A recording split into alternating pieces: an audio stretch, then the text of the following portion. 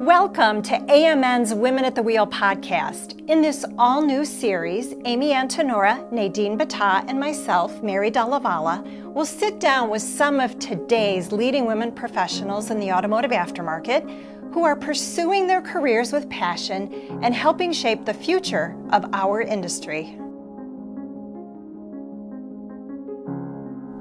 Hi everyone, I'm Amy Antonora here with Nadine Bata, and we are very excited to have Jessica Toliuszis join us today. Jessica is VP of Major Accounts for Highline Warren, and she was a 2022 Women at the Wheel honoree. So we're so glad to have you here today, Jessica. Thanks for joining us. Thank you. Welcome. Thanks, Amy. Nadine, thank you so much for having me. It was a really incredible honor. I had no idea that it was happening, and it definitely changed my life.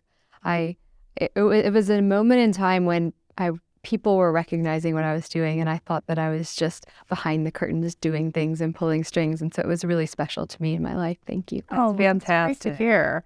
And it's been a real pleasure for us to get to know the Women at the Wheel honorees and shine a spotlight and learn sort of the backstory. So we're excited to talk to you about your backstory today. So do you want to start by telling us a little bit about your role at Highline Warren and your time in the aftermarket and what you enjoy about your job right now? Yeah, sure. I work with Highline Warren, and I've only been there about 2 years. They recruited me. I'd been in the market for about almost 10 years with N.A. Williams as a manufacturer's rep, and they recruited me from a different industry. And I have so much admiration and respect to N.A. Williams. They were really seeking out someone with a different perspective. And so they wanted someone who came from a different industry, which I did. I came from jewelry and home decor, and I had my own consulting business where I helped small businesses open. And N.A. Williams, they found me, and they spent a few years trying to convince me to come over.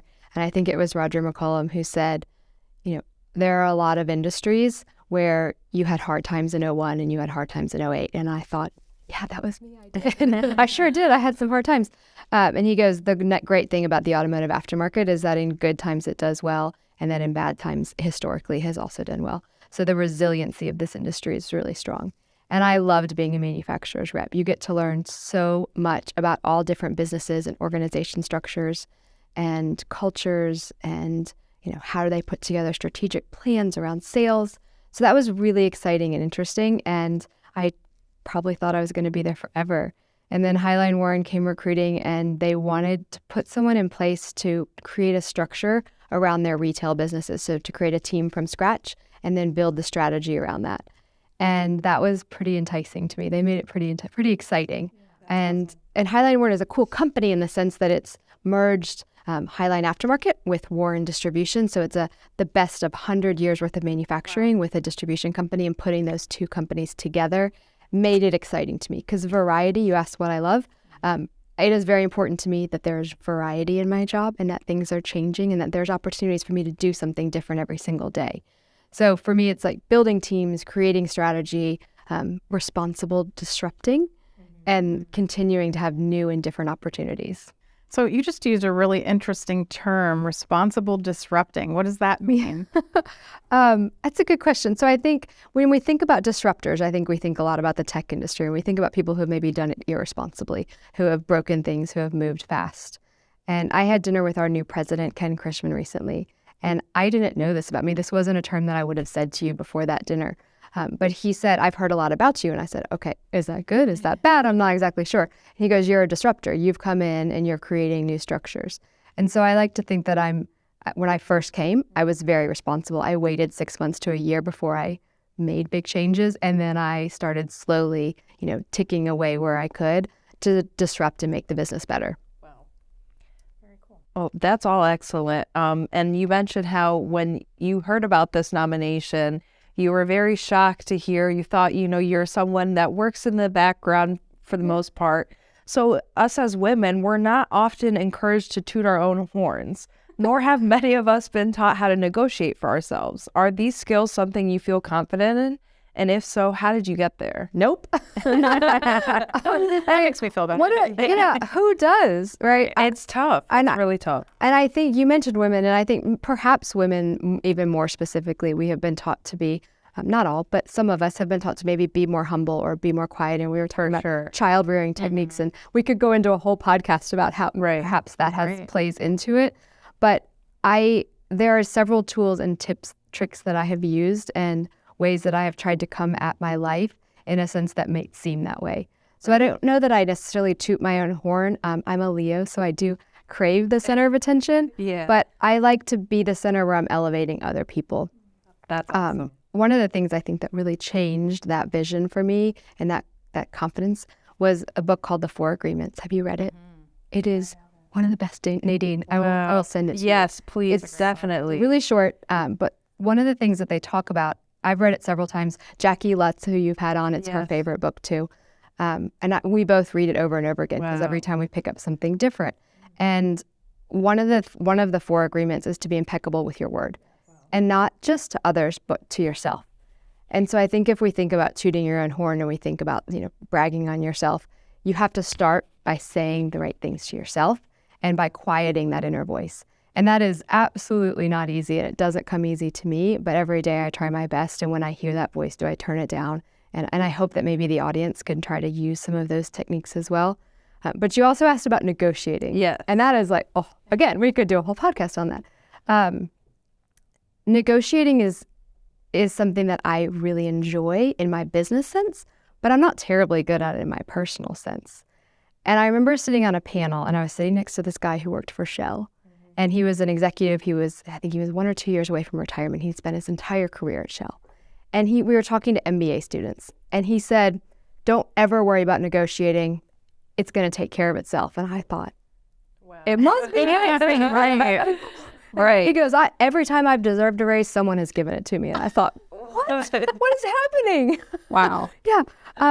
And to a degree, that makes sense, right? Most of the decisions about your career happen in rooms that you are not sitting in. Right. So what are you doing to lay the groundwork on the front end? What are you doing to, our team calls it manifesting, but manifesting doesn't mean you just think it or you just write it, but it means you're putting it out there into the universe and you're saying to your boss and to people, hey, I think I deserve this way before it comes to that point. Especially that manifestation. I love that thought process. You speak it into existence. Yeah. Think about it and it might just happen sure. I think at times in my life I have over-negotiated or I pushed too hard, realizing you're going to work with these people for a long time. Right. So the relationship is more important than $5,000 here, $2,000 here. The relationship is really crucial. And when you're working with people that do respect you, I think you can all be like this guy from Shell. Right. And I feel that way. I feel in a really good place now at Greg Costello and Tim Shipley. I trust that they are thinking about me and more importantly, my team's best interests all the time. And in those rooms that I'm not in,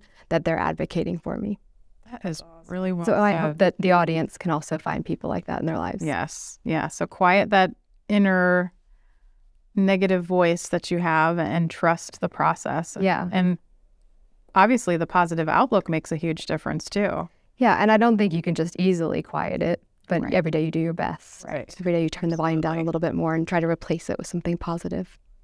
So do you have any other tips or tricks, being that, you interact with the public a lot? You are chair of Women in Auto Care, so you represent, how many members are there in Women in Auto Care right now? That's it. So technically it's a community of the Auto Care Association. So if your company is a member of the Auto Care Association, you are a Women in Auto Care member. So I don't know that I could answer how many people. We just had a conference. We had about 300 people at that. It's outstanding. We host a ton of virtual events, and there might be 50 to 100 people at a lot of those. And there are 1 million women in this industry, though, so I think we still have so far to come. Amy, you talked about, you used to be originally, the Women in Auto Care community was the Car Care Women's Board. That's There were right. 30 people. That's Look at how far it's come. which is amazing, and I'm so excited to see that. And congratulations to you and all of the women on the executive committee that are making that happen. But You my asked about point tips. being that you stand up on a stage every year and talk to these ladies and help inspire them. Do you have any tips or tricks for professional situations where you might not be feeling as confident? Does it go back to what you said before about I definitely have trusting that tips and inner tricks, and I think the audience wants hear this, right? So I actually wrote those down, a few of them good, down in good. advance, because your brain, typically the first input for your brain when something like that happens is going to be the fight, flight, or freeze. And so how do you get to a point where you can quiet that and get it to the part of your brain that can handle those situations? And I think that takes maturity and age and a lot of practice. So some of the tips that I use are, first of all, just breathe. Like breath is super important. So just taking that moment to breathe. My team thinks that I'm very stoic and that I have a bit of a poker face. So I think that helps too, is, acting as if, finding your inner poker face, trying to keep that calm in a storm. There are other people that like to do like a Wonder Woman pose, listen to a big song, and have positive affirmations, right? Going back to being impeccable with your words. So really having those. I heard this great gratitude exercise, and you wouldn't necessarily think that gratitude would help you with confidence, but it absolutely does. It centers you back to what's really important, which is being grateful for the people and the things in your life. And then I recently did a polar plunge, and so my new in Antarctica. What? I know. I'm very cool. Went to Antarctica. I sure did, yes. Wow. Okay. Yeah. So I This have is amazing. new phrase, and it's like practice, prepare, and then just plunge, because that's all you can do. 3 Ps. You don't know. I love alliteration.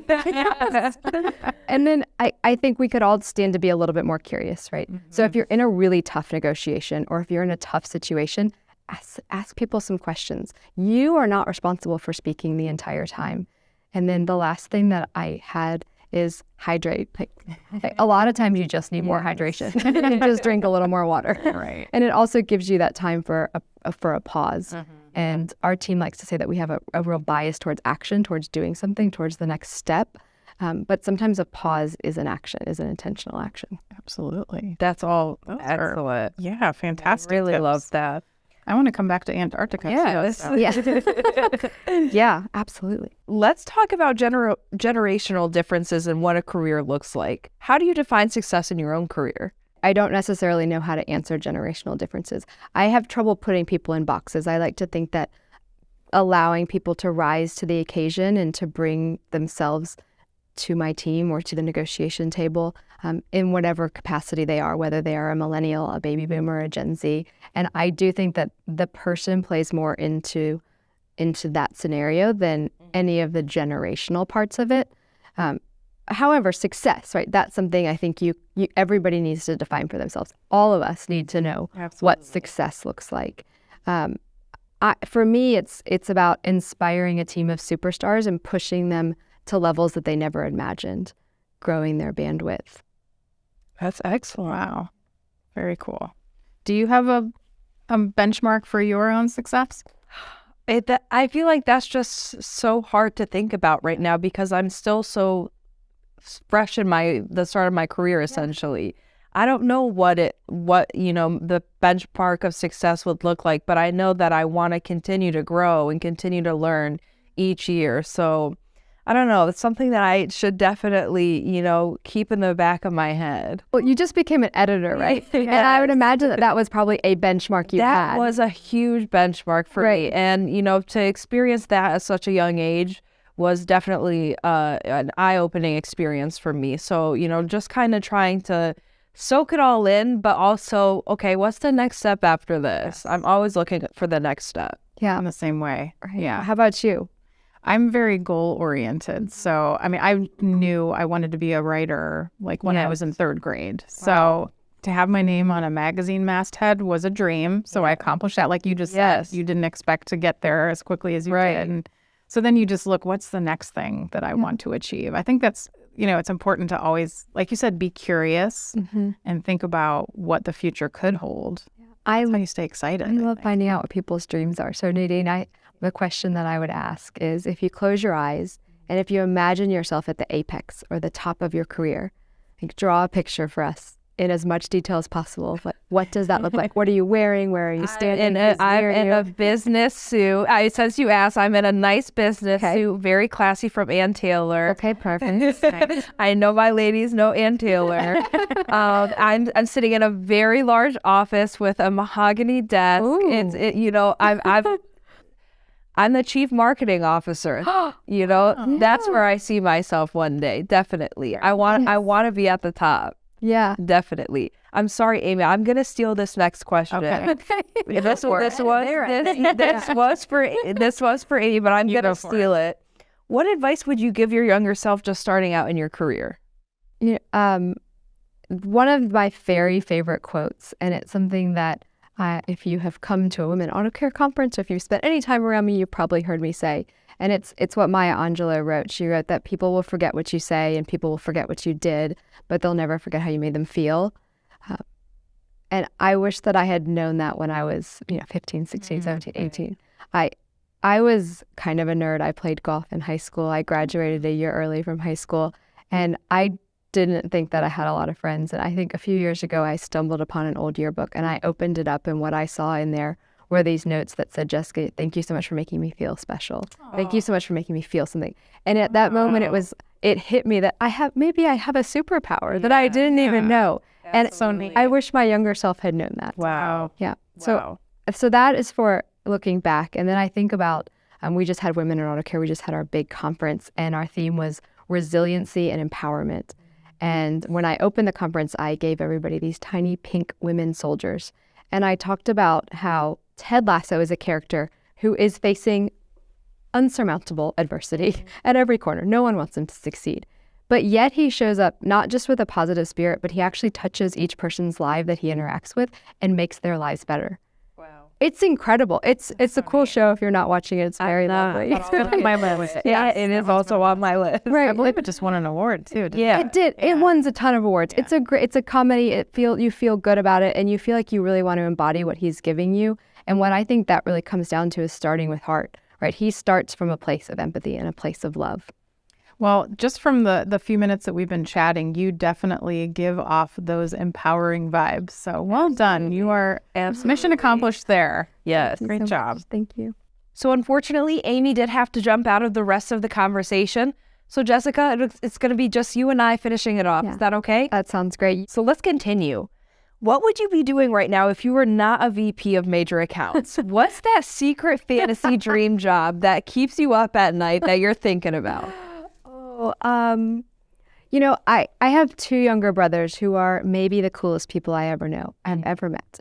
And they have both known what they wanted to do since they were teenagers. One of my brothers is an F-16 pilot, and he's also the lead flight instructor. He leads the 787 and the 777, about 800 pilots. Wow. And an F-16, so he's a fighter pilot. Wow. And he's a father. And all he ever wanted to be, and he knew it when he was a teenager, is he wanted to be a father and he wanted to be a pilot. And he had a 30-year plan all written out when he couldn't even drive yet, and he had a 30-year plan. And my other brother, Jimmy, he's a nuclear engineer and super smart. And Jimmy is somebody who has inspired me to become really comfortable with the term feminist. He's the one he's a feminist. He goes, why would you not be? And I think over generations there have been different feelings towards that word, but he has very strongly put me in that camp. And so I both of my brothers are cool, and they've known their whole life. Wow. But Nadine, I can't say that I did. Right. I can't say that I had something. I didn't know much about the automotive aftermarket. Right. I've been in different industries. I've come into this industry. So for me, I wish I had started a hedge fund, but I'm not smart enough. I don't think I know what a hedge fund is. Me and you both, girl. But gosh, I wish I had started with that. I would love to be a relationship therapist. Yeah. That would be super. I love interviewing people. I love learning about people's dreams. And then, gosh, being a travel blogger would be really cool. Oh, absolutely. Right? If somebody would pay me to fly around the world and stay at cool resorts. Oh my gosh, or like a food reviewer. Yeah. A food critic. Yes. But that right there. When I was young, I guess there was My Best Friend's Wedding, which was a movie with Julia Roberts, and she was a food critic. And that did seem pretty cool. But there were no travel bloggers when I was growing up. That wasn't a career path. How about you, if you weren't doing this? I grew up, honestly, and I always have wanted to be in the media. I was just talking to Amy before we started filming. Like, I loved listening to the radio growing up. And back in the day, musical artists would go to the radio stations to promote the crap out of their singles or their albums. So you would always hear about how the stations were hosting the biggest artists and you would hear them host them and have, a segment with them on their show. And I loved just the idea of that. So still kind of in the media, but I feel like the radio side of things would be super fun and different. I just love music. Who's your favorite artist? Oh my goodness. Right now, I'm going to say Beyonce, Queen Bee. Of course. Why not? Queen Bee. Absolutely. It's hard not to say her. I would imagine that's an industry, especially as a music promoter, that needs more women in it. Exactly. Yeah. When you were talking earlier about, how you feel confident and stuff, it made me think of Beyonce, who has Sasha Fierce as her, alter persona, when she's out performing. So that's great. It's really great. Yeah. Well, Nadine, maybe we're exactly what we're supposed to be. Yes, we're on the right There are a path. lot of fun dreams, a hedge fund, radio promoter, but Absolutely. Absolutely. So tell us a little bit more about your involvement with Women in Auto Care. What do you love most about it, and what do you hope yet to accomplish with the group? yeah, well, Nadine, I definitely hope that you come to our next conference. And I get a would little bit absolutely more love to. involved. I definitely want to. Definitely. Last year I got involved with Yang too. So Awesome. that was a lot of Congratulations. fun. Thank That's you. Great. So when I first came into this industry, I was working for N.A. Williams, and I went to my first conference, and I'm the kind of person who volunteers. So I raised my hand and I said, how can I help? And so for the past just under 15 years, I've spent time on the marketing team. I've spent time with sponsorships and scholarships in a lot of different places. And in February of 2020, I became the chair for mentoring. Wow. And then March 2020 happened. Yes. We don't need to talk about what happened then. Something happened, something important.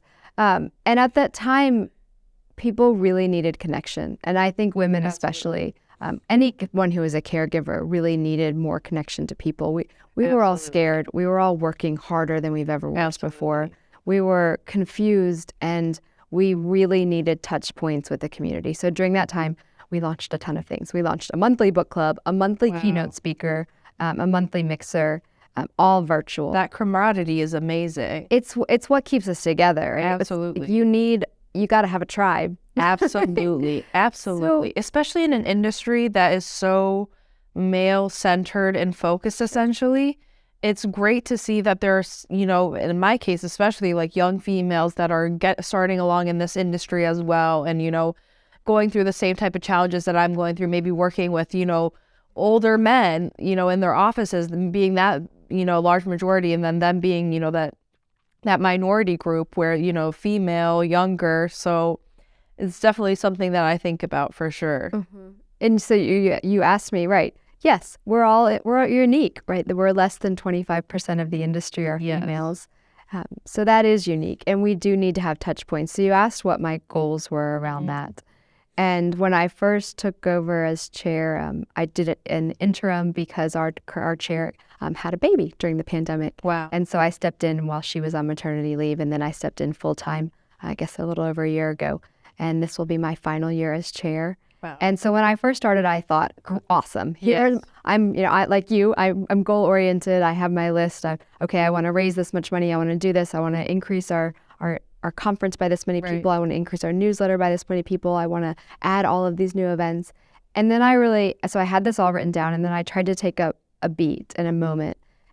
And I realized that's not what was most important.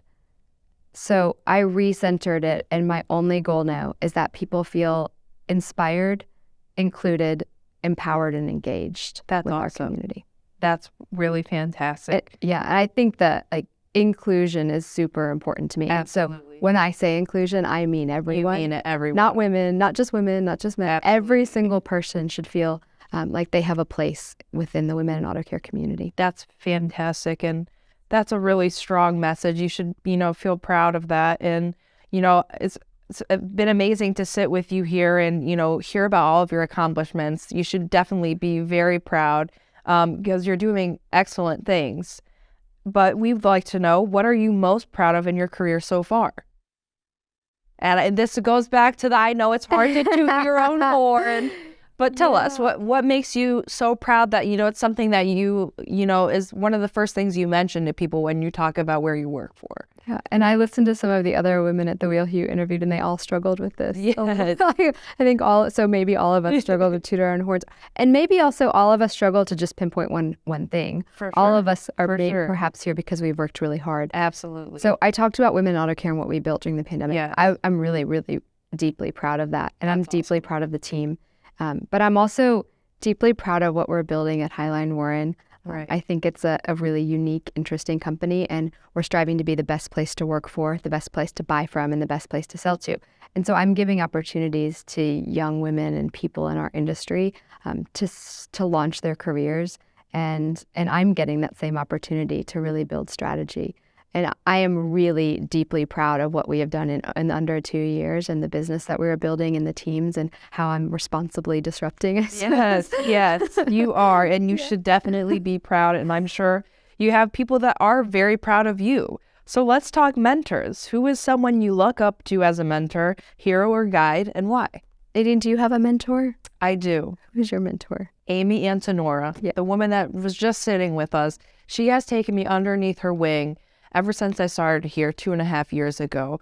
And aftermarketnews.com is a very big deal to us here at Babcock's Media. So for Amy to allow me to, work with her on our daily newsletter and assist with that content creation, it just really, really made me feel motivated and wanted and needed. And it's just been like a huge, huge support system, her as well as our colleague, Mary Delavala. Just to have, strong female mentors as well means a lot to me in this industry, because I feel like I'm surrounded by lovely gentlemen. But, it's just great, like I said, to have that camaraderie of women and just sisterhood. You know what I mean? I absolutely do. I asked you because we've been talking about it at Women in Auto Care and at my company as well. And some people are scared by the word mentor. Did you feel that way? Did you feel like it was a scary word? No. Okay. Yeah, I feel like to me, that. I take it as, someone that you respect and you want to follow, Yeah. So we talked a little bit about earlier that most of the decisions in your career happen in rooms that you're not in. Right. So it's important that you have Amy and that you have this whole amazing team. Right. So when I think about it, I talked about my brothers. They are, even though they're younger, I really admire and look up to them and what they've built in their lives. They're great men. They're hard workers. My brother John is a wonderful father. I love that. And then in the Women in Auto Care community, I feel like like trying to give an Oscar speech and trying to list out the number of people. So I can't. This is just so one that's list. more than. Right. But I will say that Olivia Journey Newton is pretty amazing. She was the chair when I stepped in. She was the one who went on maternity leave.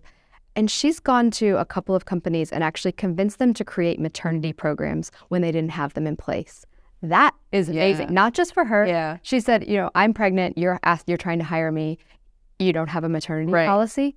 You need to do it for me, but you need to do it for your entire company before I come work for you. That's big. Yeah. Like that's disrupting the industry and major companies. Majorly. So I think that's pretty amazing. And then I've talked a little bit about Highline Warren, and we haven't, the word you used I think was guides. And so I think about that we have a pretty amazing team. I'm really proud of the fact that our chief operating officer, our chief information officer, and our chief legal counsel are all females. Right. That's pretty incredible. Absolutely. We're building a place where people feel like they can get to that level and they can see the role models. It's important to have both the grassroots as well as the treetops, and to have the organization funneled throughout with amazing women. And I really like my boss Greg Costello and Tim Shipley, who is our chief commercial officer.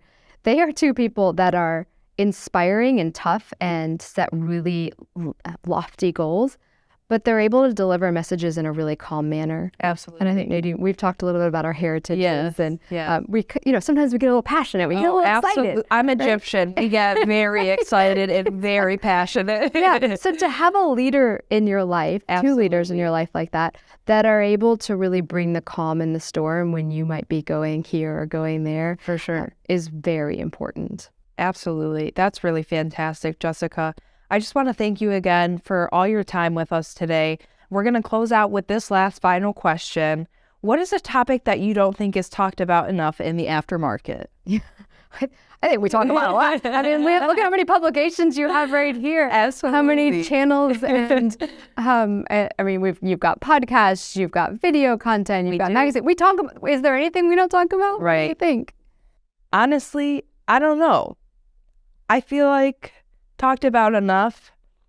Maybe just the fact that there's like some hesitancy with change in this industry.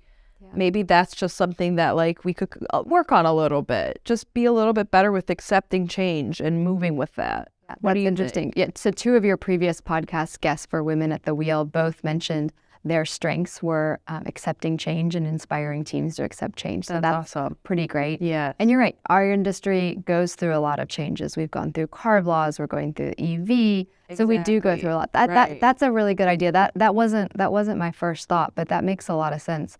I think we're so resilient So no matter what hits the automotive industry, Absolutely. somebody said, it's the aftermarket. We think about it afterwards, right? we think about it afterwards and we come up with a strategy. Yeah. So that, perhaps that's the way most people are handling change, or some people in our industry are handling change. So if I were going to think about something, if I were going to leave or end the conversation with something, I went back and looked at the article that you wrote about me, which was really beautiful. And I deeply appreciate the honor that you gave me by nominating me for Women at the Wheel. And I thought it might be just nice to leave somebody with a piece of advice for making the industry a little bit better. Please do. And it was actually an article about fatherhood and about how to raise amazing daughters. And it gave 3 levels. It was like, here's the easy level, the medium level, the hard level. Pick where you're at. Like, what's your capacity to help? And so if I were going to talk to the people in our industry about how do you make our industry better, I think the same article could apply in that sense. Right. And it was written, I wrote it down by Jules Pierre. And the easy step is make sure that you're educating the next generation. So if you have kids, make sure you're educating them about their cars and bringing people in and saying, and just general awareness of the fact that the automotive aftermarket is here and is available and is a great career. Right? So that's an easy step, right? You just talk to some folks. A medium step is to really make sure that you are incorporating these amazing leaders. And if it's women that you're trying to inspire, then you're incorporating women into your life, that you're going to a female accountant, that you're going to a female dentist, a female anesthesiologist, wherever you're going in life, that you're incorporating this. If it's the aftermarket, right, are you making sure that you're going to your local shop? Are you making sure that you're regularly servicing your car? Like, making sure that you're doing that, and so that the people around you see that. And the next step is making sure that you are investing your money, investing your time in mentoring and helping the next generation. Absolutely. Very well said, Jessica. Thank you again so much for all your time today. And thank you all for watching us and joining in. We'll see you next time. Thanks again.